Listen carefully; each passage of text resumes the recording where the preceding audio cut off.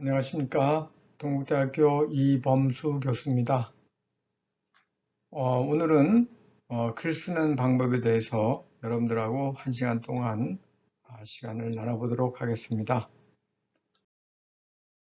글 쓰는 것은 요즘 동영상이 대세를 이루고 있는 시대에도 동영상의 뼈대를 만드는 작업이기 때문에 오히려 더욱 중요하다고 볼 수 있습니다.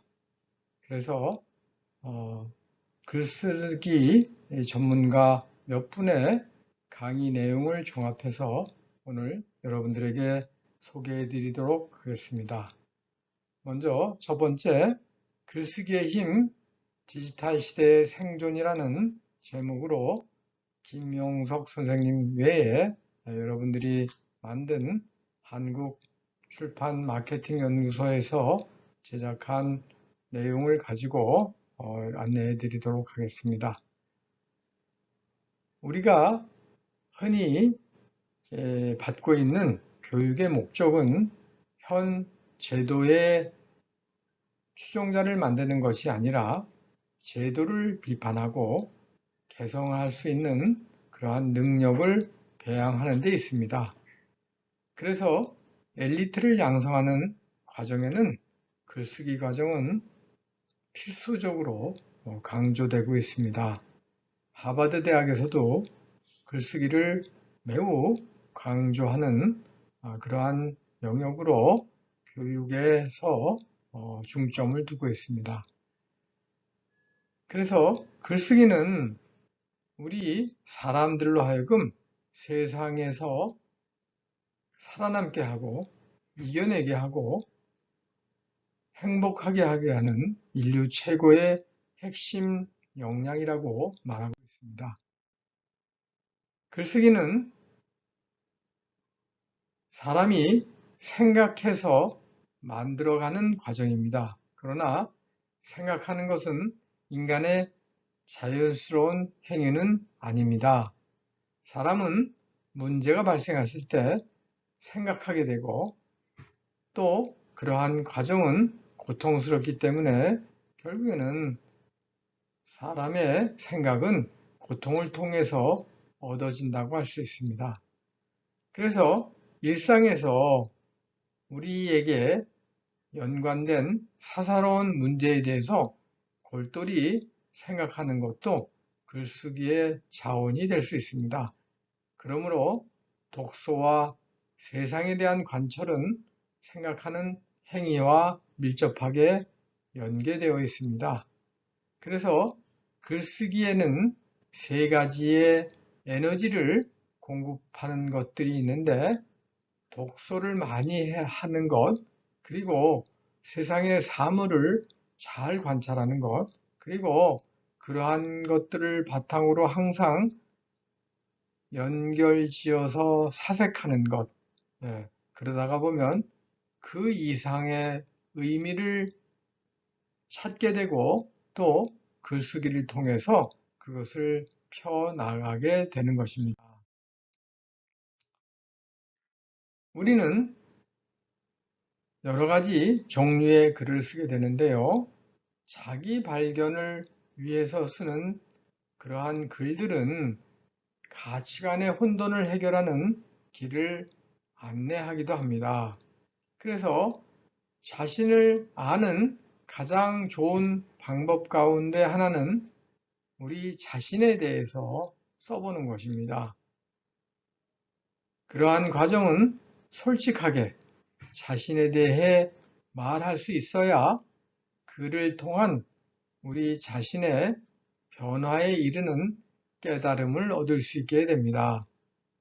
그리고 그러한 솔직한 깨달음을 얻게 하는 글쓰기를 통해 자신의 생각과 감정을 토로하면 우리는 그러한 과정을 통해 우리의 고민과 어려움으로부터 치유의 힘을 솟아나게 될 것입니다.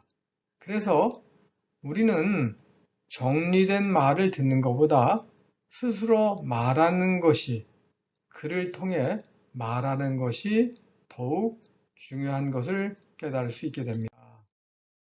그리고 그러한 과정에서 말하고 듣는 과정에서 토론이 일어난다면 그러한 토론도 우리의 생각을 교환하는 행위이기 때문에 그래서 토론도 많이 해보면 또 익숙하게 될 것이고 또 그러한 익숙한 토론의 방법은 우리의 입과 혀가 자라게 하는 것이 아니고 남에게 일방적으로 말을 하는 것보단 상호 소통의 경험을 잘 살려서 하는 것이 우리에게 유익한 생각을 교환하는 행위를 만들어주고 그러한 행위를 통해서 우리의 글의 자원이 될 수 있는 그러한 경험을 얻게 될 수 있습니다.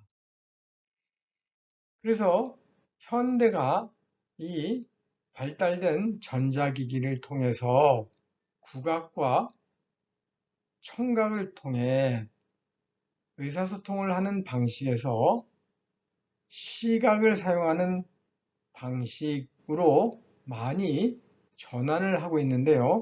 이러한 새로운 감각의 세계로 우리 사람들이, 현대인들이 이동하면서 우리에게는 언어와 사고 체계에 많은 변화를 이루고 있습니다.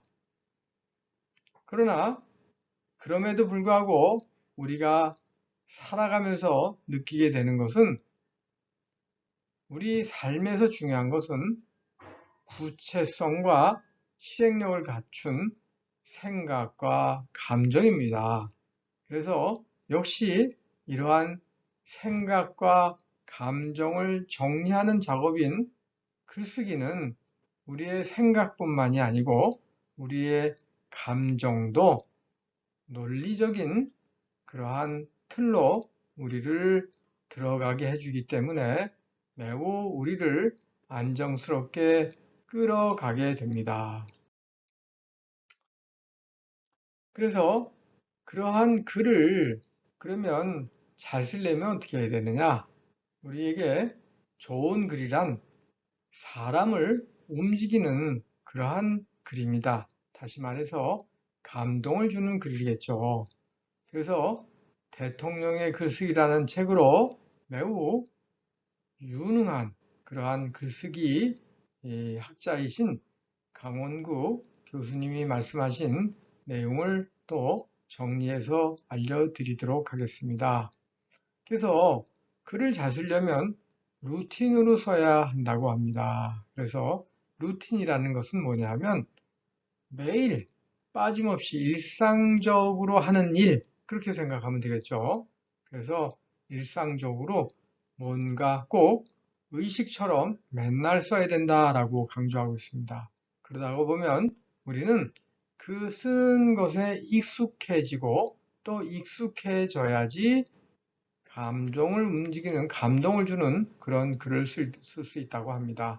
그래서 감동과 설득으로 사람의 마음을 움직여야지 좋은 글을 쓸 수가 있는데 그러한 글은 결국에는 우리의 마음을 움직인다는 것은 우리의 뇌를 움직인다는 그런 식으로도 얘기할 수 있습니다. 그래서 우리의 뇌는 우리의 오감과 우리의 인식과 연결이 돼 있죠. 그래서 그러한 뇌는 자극을 해야지 움직입니다. 자극을 해야지 감동이 되는데 그렇게 된다 그러면 어떻게 하면 감동을 준 자극을 만드느냐? 정확한 글을 써야 되고 또 우리 스스로가 잘 산다. 그러니까 우리 스스로가 아주 정상적으로 어디에 치우치지 않고 정상적으로 사는 것이 중요하다라고 그렇게 강조하고 있습니다. 그래서 앞에서 말한 뇌를 움직인다는 것, 뇌를 움직인다는 것은 예쁘다, 코가 어떻게 생겼는지 등등으로 우리가 설명할 때에 뇌가 움직입니다. 우리가 예쁘다, 코가 어떻게 생겼는지 그러면 우리는 상상을 하면서 뇌가 움직이기 시작을 합니다.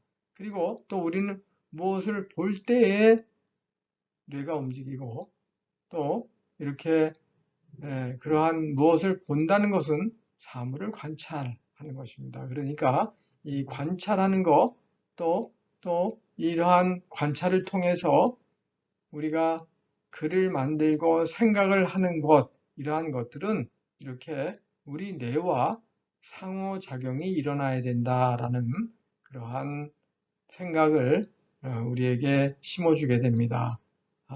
그래서 어떻게 해야지 우리가 우리의 뇌를 움직일 수 있느냐?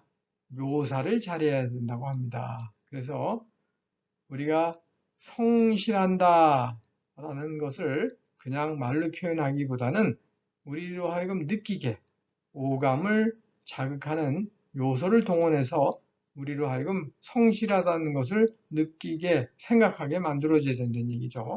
그리고 추상적으로 쓰지 않아야 됩니다. 그래서 우리 머릿속에 그려질 수 있도록 구체적인 그냥 버스 이렇게 하지 마시고 가령 40몇 인승 버스라든가 40몇 인승 아주 화려한 관광버스라든가 이렇게 해서 사람 속에 머릿속에 그려질 수 있도록 구체적으로 묘사를 해야 된다라고 강조하십니다. 두 번째는 우리 뇌는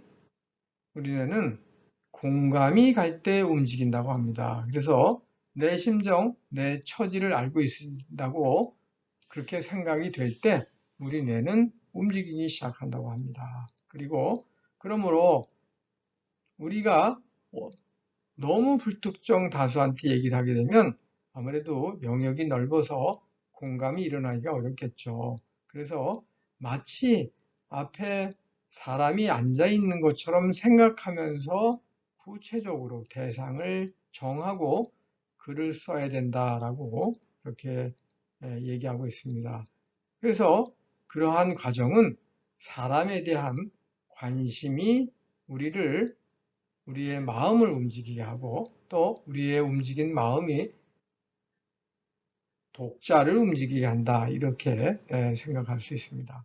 그래서 감정이입과 역지사지가 돼야 한다고 그렇게 말하고 있습니다.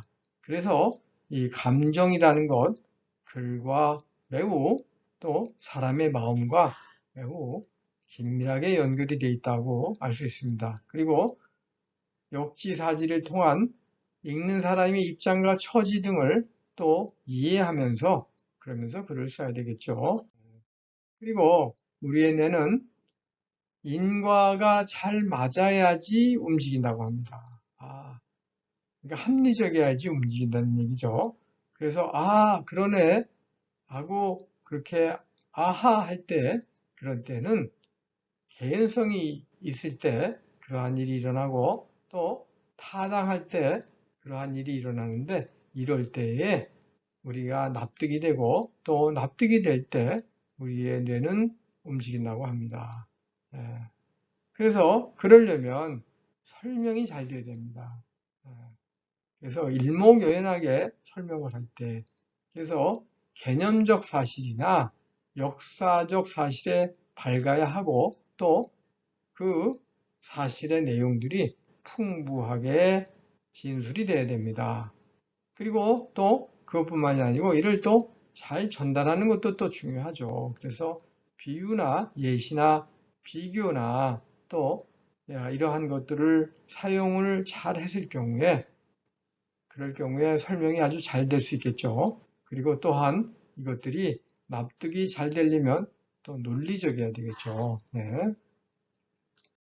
그리고 우리의 뇌는 강요받지 않을 때 움직입니다. 그래서 억지로 설득하려 하거나 강제하거나 가르치려 할 때는 반감만 쌓이지 스스로 편안한 상태에서 자기의 독자의 어떤 이 공간, 생각할 수 있는 그러한 공간이 있는 여백을 주어가면서 그러면서 우리가 독자로 하여금 판단하게 할 때 그때에 이제 여운과 운치도 생기고 그리고 독자의 뇌는 움직이게 됩니다. 예. 그래서 그러려면 공간을 열어줘야 되기 때문에 군더더기를 최대한 빼야 합니다. 예. 그리고 또 질문하는, 그러니까 얘기하는 쪽에서 또 듣는 쪽으로 국면을 전환하는 것, 그게 바로 질문하는 거죠. 그래서 독자에게 질문하듯 써야 됩니다. 예. 그러면 글의 페이스가 달라지게 되겠죠. 스탠스가 달라지게 되겠죠. 예. 그리고 또 특정 이익을 주는 요소를 설명할 때, 예. 다음에 또 뭔가 웃음을 주거나 재미있거나 또 생각하거나 아니면 무슨 뭔가 정보를 줄 때, 그때 우리에는 이 움직이기 때문에, 그래서 이익을 줄 때 뇌가 움직이게 됩니다. 그리고 또 이야기가 만들어질 때, 그때 우리의 뇌가 움직입니다. 그래서 이야기가 흥미스럽죠? 그러면 우리는 흥미스럽게 듣기 때문에, 그래서 마음이 막 움직이고 생각하게 되고 감정이 건드려지고 할 때, 그때 우리의 뇌가 만들어지기 때문에, 그래서 이러한 이야기는 역동성을 띄워야 되고, 뭔가 생각하게 하고 감정을 느끼게 하고 이렇게 할 경우에는 거기서 자기 스스로 독자의 마음속에서 에너지가 일어나게 하기 때문에, 그래서 감정을 충동하고 또 발산하며 독자 스스로가 그래서 자기의 독자로서의 정체성을 드러내게 합니다. 그래서 이러한 이야기는 반전과 의외성이 있는 이야기가 우리가 가끔 활용되고, 그러한 것들이 매우 독자들의 뇌를 움직이게 합니다. 예. 그리고 또 독자들은 또 매우 이성적이기 때문에, 그래서 정확한 단어를 써주는 것, 그럴 때에 딱딱 아구가 맞아 떨어질 때, 그때 독자들의 뇌는 움직입니다. 예. 그래서 그러한 아구를 잘 맞는 그러한 단어를 만들어내기 위해서는 주로 포털 사이트, 네이버나 이런 데 있는 국어사전을 펴놓고 다양한 단어를 검색하면서 글을 써야 됩니다. 그리고 또 문법이나 문장에 맞지 않는 단어들은 딱 이렇게 보거나 읽어보면 어색하죠. 예. 그래서 그러한 것들은 정확한 것이 아니기 때문에 그렇습니다. 그래서 문맥에 맞는 어휘를 사용해야 되고, 또 비문으로 글을 작성하지 말아야 되고, 또 쓴 글을 소리내서 한 번쯤은 읽어봐야 합니다. 다음은 에세이 쓰는 법에 대해서 말씀드리도록 하겠습니다. 일기와 에세이는 생활문이라는 공통점을 가지고 있습니다. 일기는 자신만이 보는 글이지요. 그러나 에세이는 일단 작성이 돼서 외부에 공개를 함으로써 불특정 다수가 볼 수 있고, 또 그러한 불특정 다수를 납득시키거나 공감시키기 위해서는 보편화 및 의미화가 필요한 그러한 내용으로 구성되어야 합니다. 그래서 그러한 보편화 및 의미화 작업을 통해서 공감과 감동을 느낄 수 있게 해야 합니다.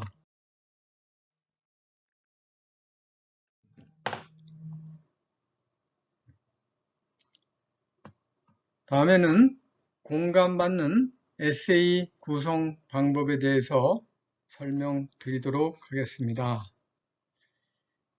에세이는 80%가 공감을 중심으로 구성되어 되는 그러한 성격을 가지고 있습니다. 그러한 공감을 일으키는 내용으로 구성되기 위해서는 우선 많은 양의 독소가 그 바탕을 이루어야 합니다.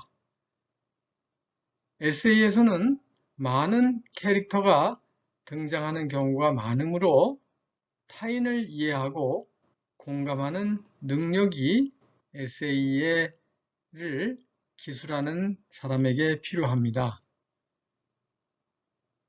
에세이를 통해서 자신의 경험을 드러내는 경우에는 이렇게 많은 불특정 다수 사람들에게 그 의미가 뚜렷하게 드러나야 하고, 그리고 또 그러한 의미가 보편화될 수 있도록 그래야 공감이 일어나므로 그러한 작업들이 매우 중요하게 일어나야 합니다. 그러기 위해서는 세밀한 관찰이 바탕이 된 에세이가 작성이 돼야 합니다. 그러한 에세이의 구성에 대해서 알아보도록 하겠습니다. 그래서 에세이는 보통 도입부는 에피소드가 일어나는 그러한 내용들을 보통 전개하게 되어 있습니다. 두 번째로 에피소드에 대한 자신의 생각과 느낌에 대해서 보통 쓰지요. 그래서 그 에피소드로 인해서 자신이 받은 생각과 느낌에 대해서 전개한 후에 그로부터 도입부와 또 자신에게 영향을 준 내용들을 전개하면서 거기를 통해서 자신에게 어떤 의미가 만들어졌고 또 어떻게 사람들에게 그러한 의미가 일반화될 수 있는지를 거기서 설득하거나 아니면 또 자연스럽게 드러낼 수 있어야 합니다. 그리고 마지막 결론에서는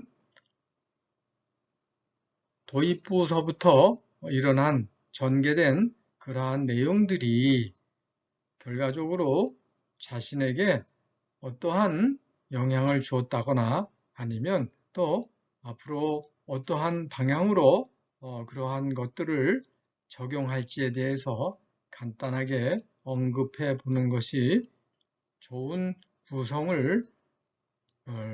구성으로 마무리하는 그러한 과정이라고 볼 수 있습니다. 그래서 이 가령 법정 스님의 무소유란 그러한 에세이를 읽어보면 처음에 도입부에서 아주 귀한 난을 소개받은 에피소드로 이야기를 전개하기 시작을 합니다. 그리고 또 그러한 귀한 난을 잘 가꾸기 위해서 방 안에 적정한 온도를 유지하기 위해서 때로는 추위를 참아야 되고 때로는 더위를 참아야 되고 때로는 외출을 자제해야 되는 그러한 자기에게 준 영향에 대해서 구술하면서 전개해 나가게 되어 있습니다. 그리고 난 후 또 이 난을 선물 받고 또 그와의 그 사이에 일어난 경험들을 자신에게 어떤 의미를 끼쳤는지 또 그러한 일들이 어떻게 사람들에게 인식될 것인지를 한번 거기서 한 걸음 더 나아가서 전개한 후에 그리고 마지막으로 아무것도 갖지 않을 때 비로소 온 세상을 갖게 된다는 것은 무소유의 또 다른 의미이다 라고 자신에게 독백하듯이 말하면서 그러한 결론을 다른 사람에게도 또 소개하는 그러한 과정으로 이렇게 마무리하고 있습니다. 그래서 여기에서 의미화 및 보편화하는 것은 매우 이 에세이에 어떻게 보면 가장 중요한 작업이라고 볼 수 있습니다. 그래서 크게 버리는 사람만이 크게 얻을 수 있다는 말이 있다라는 인용을 한다든가 또 그리고 물건으로 인해 마음을 상하고 있는 사람들에게는 한 번쯤 생각해 볼 말씀이다 해서 독자의 입장으로 또 다른 사람의 입장으로 한번 객관성을 부여해보는 보편성을 부여해보는 작업을 이렇게 시도하고 있습니다. 네 번째, 에세이의 첫 문장을 쉽게 쓰는 법에 대해서 설명드리도록 하겠습니다. 글을 쓴다는 것은 첫 문장을 어떻게 전개해 나가느냐에 따라서 나머지 전체적인 문장의 방향이 설정되기 때문에 매우 중요한 작업입니다. 그래서 에세이의 첫 문장을 쉽게 쓰고 또 보다 독자들에게 감동을 주기 위해서는 몇 가지 패턴으로 대부분 에세이들이 시작하는 그러한 경우들이 많습니다. 첫 번째로 날씨, 환경, 분위기로부터 시작하는 방법이 있습니다. 그래서 설국, 가오바다, 야스나리의 설국에서 첫 문장이 국경의 긴 터널을 빠져나오자 설국이었다. 밤의 끝이 하얘졌다. 종일 휘적휘적 바람이 불었다. 이렇게 언급을 하면서 첫 문장이 날씨나 환경 또 이렇게 춥고 또 어둠에서 빠져나오는 그러한 분위기로 시작하는 그러한 에세이가 있습니다. 그리고 두 번째 방법으로는 특정 사건으로 시작하는 것입니다. 그래서 이 특정 사건을 처음에 올리면서 시작하게 되면 독자들의 주의를 한 번에 끌어모을 수 있습니다. 보통 기자들이 사건을 중심으로 쓰는 방법으로서 주제를 끝까지 끌고 가야 하므로 이러한 방법에는 필력이 필요합니다. 가령 알베르트 까미의 이방인에서 오늘 엄마가 죽었다. 아니 어쩌면 어제 모르겠다. 이렇게 어떤 사건으로 시작하는 방법이 있습니다. 세 번째로 인물의 성격, 외모에 대한 묘사로 시작하는 것입니다. 주인공의 특징이 들어있는 경우가 많죠. 그래서 자신이나 행동, 특징에 대해서 설명하면서 사용합니다. 그래서 토스토옙스키의 지하로부터의 수기에 나오는 나는 아픈 인간이다. 나는 심술궂은 인간이다. 나란 인간은 통 매력이 없다. 이렇게 시작하는 방법이 있습니다. 그리고 네 번째로 정의, 단어의 사전적 의미로 시작하는 경우가 있습니다. 톨스토이의 안나 까라레나에서 행복한 가정은 모두 고만고만하지만 무릇 불행한 가정은 나름나름으로 불행하다. 이렇게 해서 어떤 정의나 사전적 의미를 가지고 시작하는 경우들이 있죠. 결혼은 미친 짓이다. 갑자기라는 부사는 사전적으로 미처 생각할 겨를도 없이 급히라는 뜻을 가지고 있다. 이렇게. 그리고 2020년 갑자기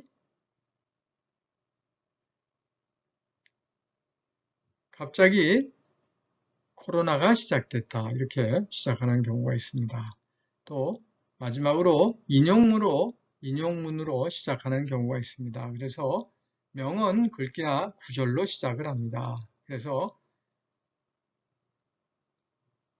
마르텐게르의 귀향이라는 소설에서 시작하듯이 못된 남편을 둔 착한 아내는 아주 상심에 빠진다. 사랑은 많은 것을 할 수 있다. 그러나 돈은 모든 것을 할 수 있다. 이렇게 이러한 글귀나 구절로 이렇게 시작하는 경우가 있습니다. 예. 이상과 같이 에세이는 여러 사람들에게 보여야 하므로 여러 사람들에게 의미를 전달할 수 있어야 되고 또 공감을 일으키면서 그러한 보편성으로 사람들을 설득해야 합니다. 그래서 처음에 그러기 위해서는 처음에 시작을 전체적인 분위기나 방향을 잘 유도하기 위해서 잘 하는 것이 매우 중요합니다. 네. 여기까지 우리가 글을 잘 쓰는 법에 대해서 알아봤습니다. 여러분들 이렇게 여러 가지 글 쓰는 글을 잘 쓰시는 그러한 대가들이 또 대가도 계시고 또 아주 좋은 작가들이 계신데 그러한 분들이 여러분들에게 이렇게 글 쓰는 요령들을 잘 안내해 주셔서 제가 종합 정리해서 여러분들에게 소개해 드립니다. 여러분들 글 쓰는 것을 두려워하지 마시고 과감하게 그리고 또 습관처럼 매일 쓰시는 것 그것이 매우 중요합니다. 글 쓰는 것, 글을 잘 쓰는 것 그것은 곧 자신에게 평생 아주 중요한 자산이 됩니다. 여러분들 지금부터라도 늦지 않으셨으니까 매일매일 조그만 메모라도 해서 글을 쓰고 또 모아서 나중에 그것을 종합해보고 또 에세이로 만들어 보시기도 하고 또 논문으로 만들어 보십시오. 여러분들에게 점차 처음에는 낯설지만 여러분들에게 매우 중요한 자산이 되리라고 생각합니다. 네, 수고하셨습니다. 이만 마치겠습니다. 글쓰기의 의사소통에 대해서 설명드리도록 하겠습니다. 글쓰기도 결국 의사소통의 한 유형입니다. 쓰는 이인 저자와 듣는 이인 독자가 같이 참여하는 의사소통의 한 유형이라고 볼 수 있습니다. 저자는 글쓰기를 통해서 자신의 견해를 책을 보는, 글을 보는 독자에게 잘 전달하는 게 이 글쓰기의 목적입니다. 따라서 저자는 자신의 표현을 잘 갈고 닦아서 발전시킬 필요가 있습니다. 그래서 그러한 글쓰기가 독자에게 전달되면서 저자와 독자는 같이 관계를 발전시키고 확장시켜 나갈 수 있게 됩니다. 이러한 과정에서는 필수적으로 독자가 저자의 글을 이해하고 그것에 대한 공감이 따라 주어야 합니다. 이러한 저자의 글이 독자에게 공감을 일으킬 정도가 되려면 우선 저자는 독자의 인식을 잘 알아야 합니다. 그리고 그들이 그것을 알고자 하는 그러한 갈망에 어떠한 감정들이 있는지도 잘 이해해야 합니다. 그래서 독자에게 전달하고 의미하려는 것을 그러한 노력을 통해서 얻어낸 결과를 수용하고 독자가 그것을 표현한 그 순간 가장 중요하다고 인식하고 있는 그러한 경험을 의미로 저자의 글을 통한 의미로 그것을 해석해주고 또 전환시켜주는 그러한 과정이 되는 것입니다. 그래서 독자의 의식이 그러한 과정 속에서 무언가 변화가 진행되고 있다는 것을 끊임없이 스스로 인식할 수 있도록 유도해주고, 독자가 인식하지 못하는 감정 영역, 가장 깊숙이 숨어있는 것들까지 독자가 그것을 구체화시키고 표현하는 것을, 또 그러한 것을 통해서 어떠한 의미를 가지게 되는지를 도와주는 것, 그게 저자가 해야 될 일이라고 볼 수 있습니다. 그래서 이러한 의사소통이 저자와 독자 사이에 일어나는데, 그러한 과정은 메시지를 서로 주고받는 그러한 과정이라고 볼 수 있습니다. 그래서 그러한 메시지를 주고받는 과정들은 항상 서로 관찰하고, 독자는 글을 통해서 저자를 관찰하고, 저자는 글을 통해서 독자에게 어떻게 전달될까를 스스로 생각하고 상상하면서 독자의 반응을 관찰하는 그러한 과정이 필수적으로 따라줘야 합니다.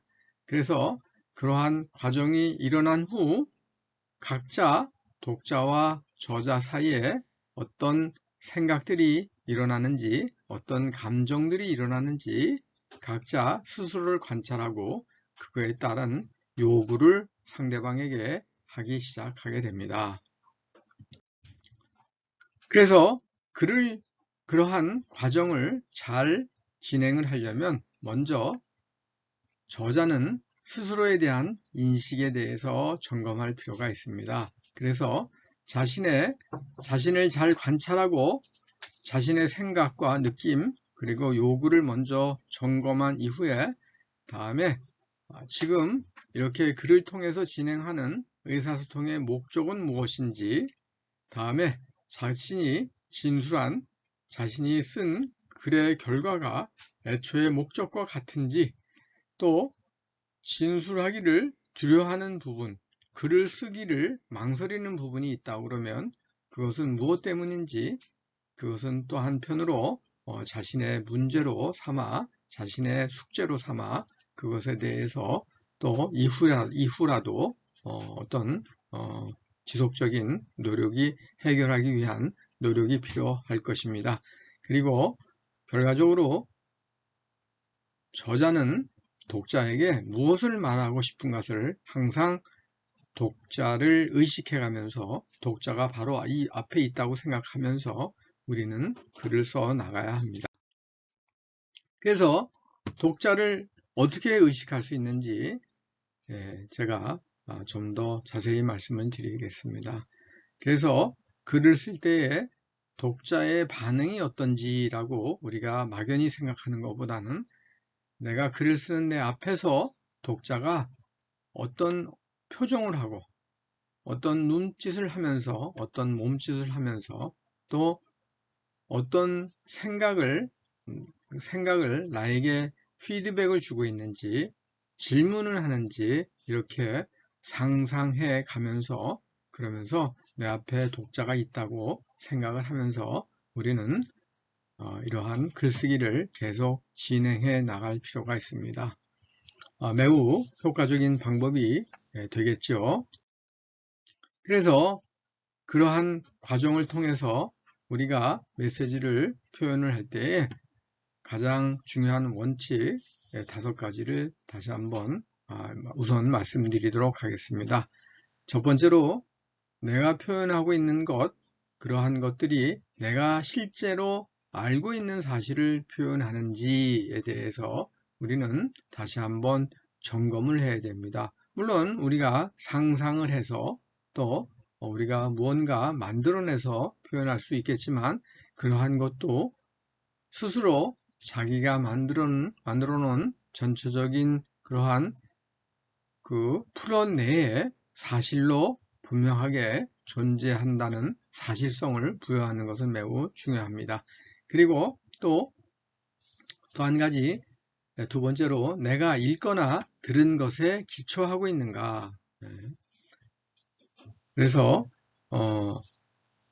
독자들은 매우 논리적인 아니면 또 글의 흐름이 정확한 것을 바탕으로 자신의 생각을 풀어나가기 때문에 우리가 이렇게 읽거나 들은 것들, 이것도 하나의 사실이 되겠죠. 그래서 그러한 사실에 입각한 그것이 매우 중요하다라고 말씀드릴 수 있습니다. 세 번째로 나의 추론과 결론을 명확하게 표현했는가. 그래서 자신이 미루어 짐작해서 만든 논리가 마지막 결론에서 어떻게 정확하게 결론을 짓는지 논리적으로 별 큰 하자 없이 논리적으로 진행이 돼서 그러한 자기 추론이 명확하게 표현이 되었는지 점검해 볼 필요가 있습니다. 그리고 또 그러한 과정에서 자신의 어떤 비난이나 판단 없이 자신의 내적 감정을 잘 표현했는지, 그러니까 글의 흐름에 방해되지 않는 그러한 일시적인 그러한 감정들을 혹시 표현했는지, 그러한 것들도 부적절한 감정을 말합니다. 글의 흐름에 그것을 표현했는지 점검할 필요가 있습니다. 그리고 또 자신의 내부에서 일어나는 비난이나 어떤 판단, 이러한 어떻게 보면 글의 흐름과 관계없는 그러한 사적인 그러한 판단들이 없이 내가 글의 흐름에서 요구하는 그러한 것들을 공유하고 표현을 했는지 점검할 필요가 있다는 말씀입니다. 결과적으로 이러한 메시지 표현 방법을 다시 한번 정리해 드리자면, 결국에는 애초에 자신이 만든 그러한 플롯 내에서 모든 것이 적절하고 또 부담 없이 자연스럽게 표현되었는가가 매우 중요하다라고 볼 수 있습니다. 네, 오늘 여기까지 말씀드리겠습니다. 네, 감사합니다.